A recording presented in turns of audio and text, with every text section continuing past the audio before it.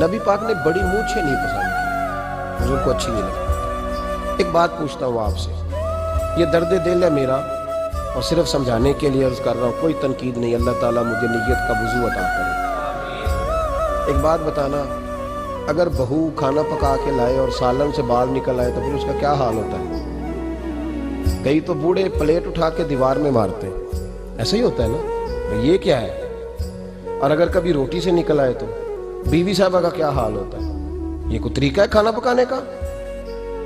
اور اللہ تعالیٰ معاف کرے، اگر کبھی ہوٹل میں چلے جائیں امیر لوگ 15,000 کا ڈنر کرنے، تو وہاں کسی سالن کی پلیٹ سے بال نکل آئے تو پھر تو پیسے کیا دینے ہیں، پھر تو ان کو اور جرمانہ ہو جاتا ہے۔